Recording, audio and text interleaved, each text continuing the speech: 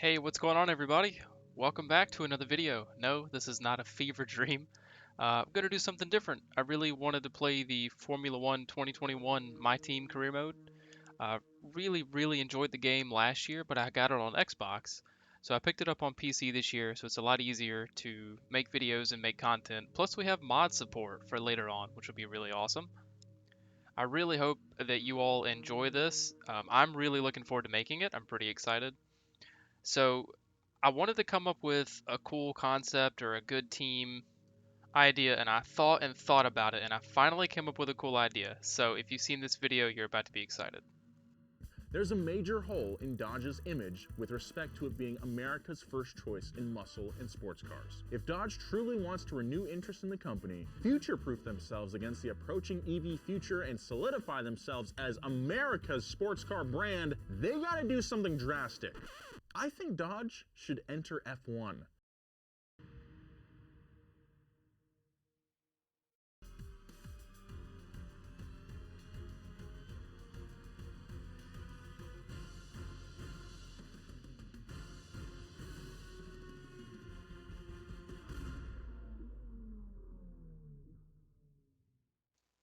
That's right. Dodge is going Formula One racing, courtesy of Donut Media's cool video they did about the hypothetical on if Dodge went to Formula One. So I kind of rebuilt their purple car that they came up with as best as I could using what I had at the time. And the cool emblem kind of reminded me of the Dodge Sport type emblem that you see, so that's what I went with for the team logo.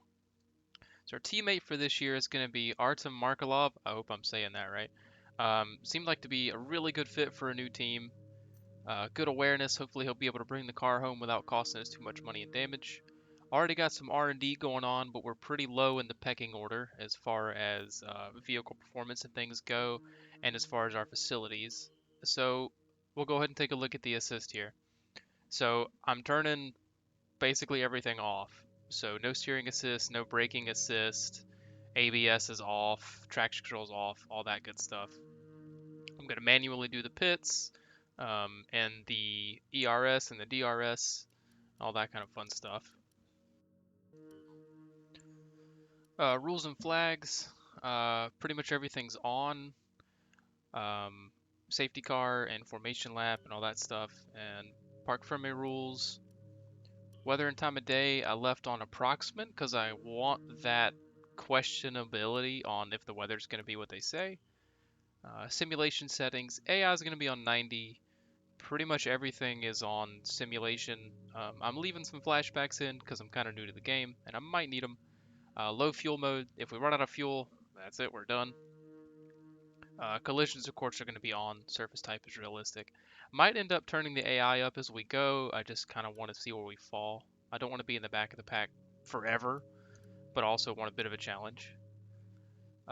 Career settings, most of this stuff is on default, like the resources and all that stuff. I don't want to get into playing with all that right now.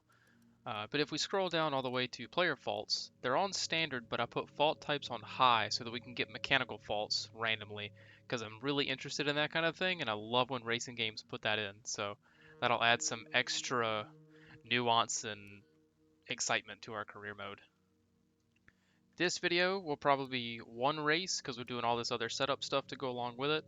But I think all the other episodes after this might be two races, depending on how exciting they are. Oh, and I can't forget to mention that we're the number 19 because the 9 and the 19 is what Dodge brought back to NASCAR when they came back. So I chose the 19 for this career mode. So moving ahead here to qualifying, taking a look at everything. Obviously the car's brand new, looking pretty good. I changed the setup a little bit to have a little bit more straight line speed for this track because it's a pretty fast track. And we're going to go out on the soft tires and see what kind of lap we can put down.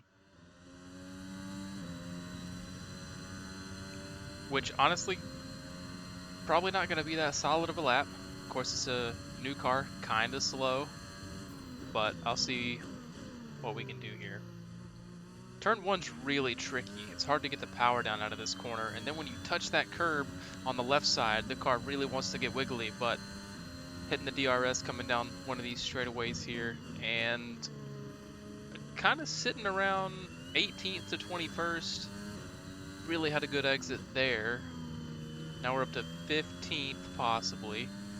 So the position changes based on where it kind of predicts that you're going to finish in comparison with the rest of the field, which is pretty cool. I like being able to see that. There's just so many little things that these games do so right. Once again, opening up the DRS, firing down this straightaway into this kind of awkward corner that seems like it'd be a lot faster than what it actually is.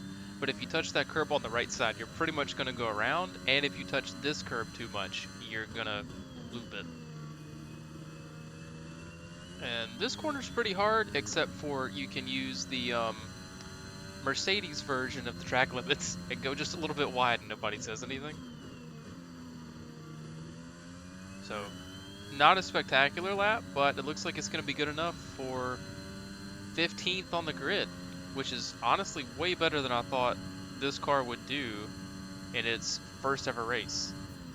So hopefully Artem did pretty good as well.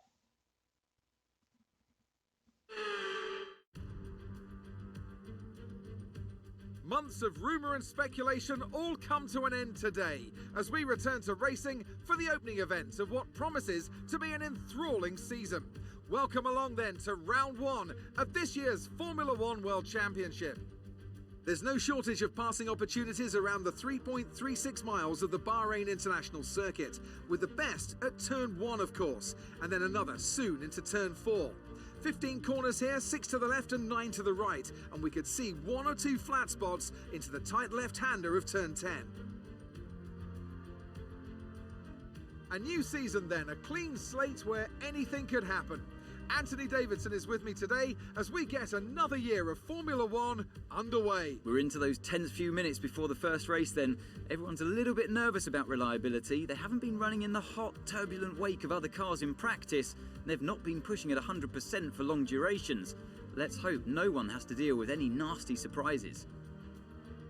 Off the back of a fantastic qualifying session, it's time to see how our starting grid looks for today's race. An immense lap from Lewis Hamilton yesterday puts him on pole position, and Valtteri Bottas will line up alongside. Looking at the rest of today's grid, we have Verstappen, Perez, Lando Norris and Ricciardo, Leclerc, Vettel, Gasly and Lance Stroll, Tsunoda, Sainz, Fernando Alonso and Ocon, Phillips, Mick Schumacher, Kimi Raikkonen and George Russell, Giovinazzi, Mazepin, Latifi and Artem Markelov.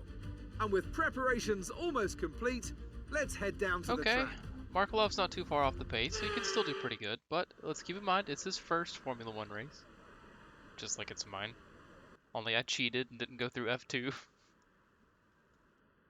As far as the old race strategy goes, gonna go with the soft tires first, try to make up some ground early. Here we do our first pull off the grid, and every new team's worst nightmare is being like that car that just fell apart on the grid, or like the first lap. So thankfully that's not us this time. So I'm gonna do the formation lap, and I'll see you back for the start of the race. We need to stay in formation and start bringing the car up to temperature, please. Get some load into the tyres and work the brakes. We want them nice and warm by the end of the lap.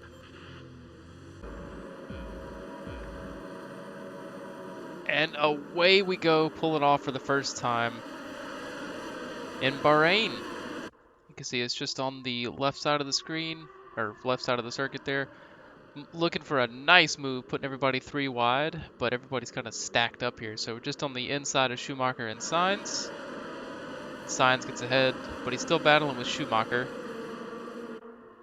So if I'm lucky, I'll be able to make another move, kind of in the thick of it, dive into the inside, and actually don't make contact there with Sainz, and just about get the move done, falling behind Schumacher.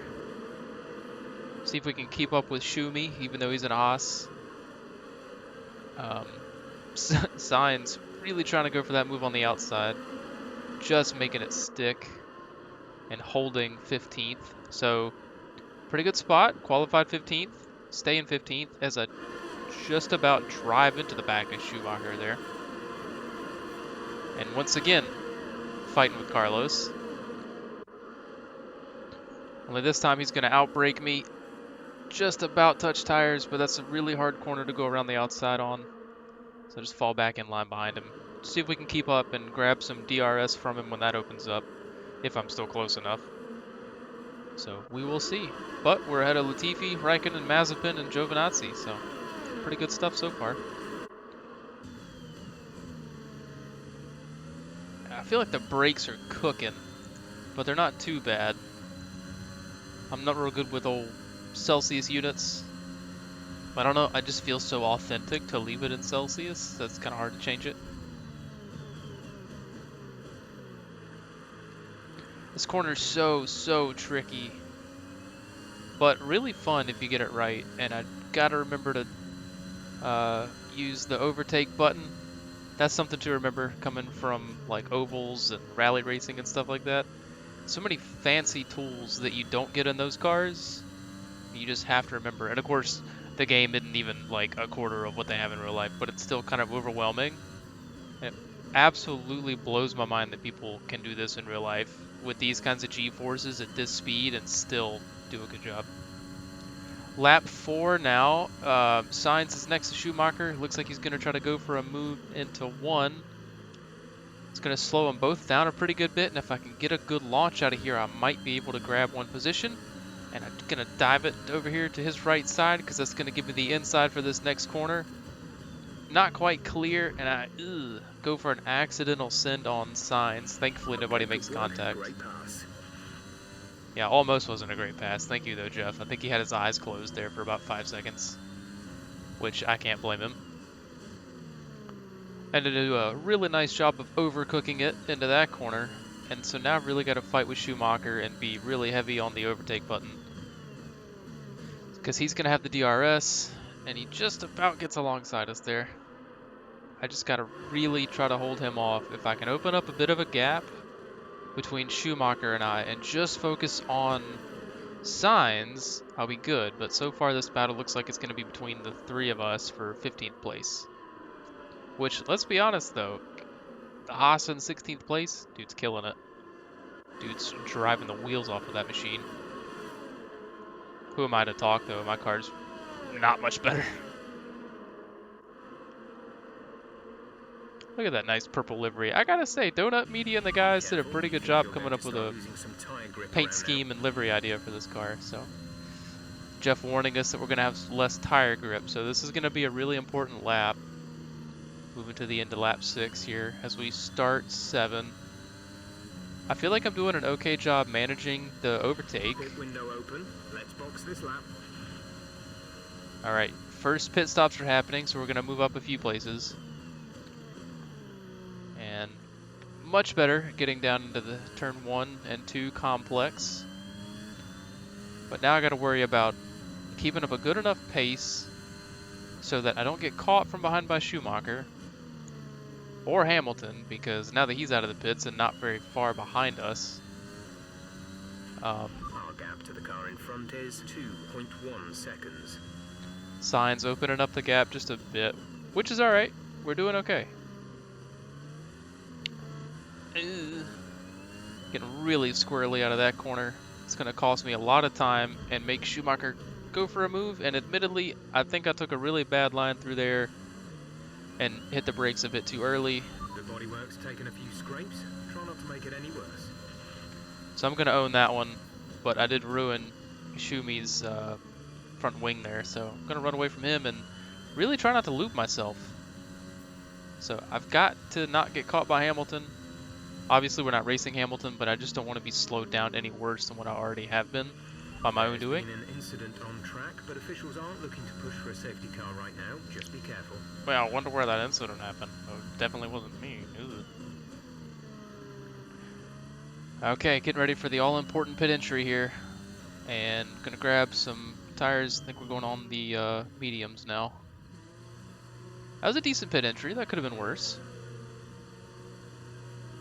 I really like the look of the paddock and pits and all. It's so alive. Okay, right, so if I did this right, I'm going to come out in a gap. If I did this wrong, I'm going to come out in a pack of cars. So hopefully we come out with a bit of a gap around us, kind of in no man's land, so that I can just catch up. because I see some people up here that still have to pit, like my teammate, who's in 9th. Wow. Too bad he hadn't pit yet. Doing good, though. Doing good. It's nice to see that car in the single digits in its debut race. Not too shabby, if I do say so myself. But, you know, I'm only biased. Heavily.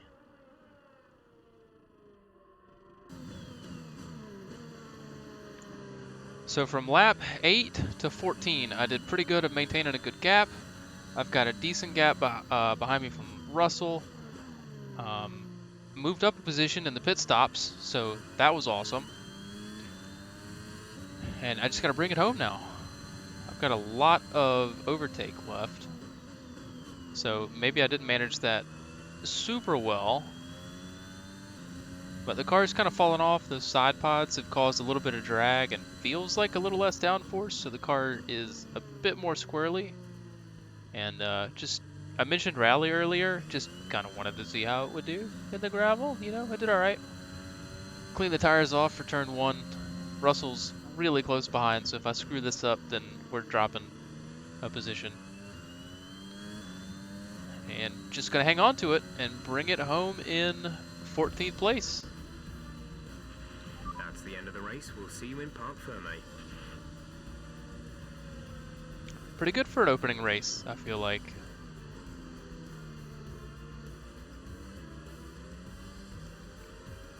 I feel like they could have gone a lot worse.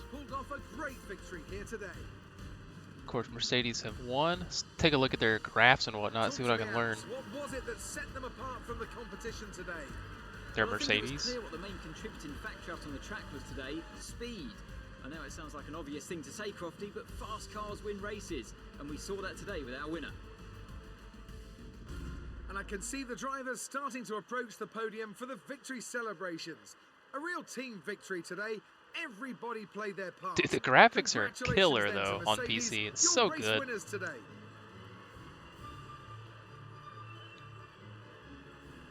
I feel like they've done better with the face scans too. I can really tell who everybody is, but that also might just be because I'm more familiar with Formula 1 now. Alright guys, so we brought it home in 14th place. Let's see what effect this result has had on the drivers' standings. Lewis Hamilton takes the lead of the Drivers' Championship. Some amazing talent out on the track today. But Anthony, who would you pick as your driver of the day? Nicholas Latifi gets my vote today. It's time to check out the Fair. constructors' standings. Mercedes moved to the top of the table. I'm equal parts exhausted and elated with this weekend of Formula One. Be sure to join us for the next one. So, alright everybody, well thank you so much if you've made it this far in the video. Thank you so much for watching. Let me know if you enjoyed it, if there's anything you would like to see added or changed, if you want to see some of the practice stuff, all that good stuff. So hopefully I'll see you all back here for the next video. Everybody take care, have a good one.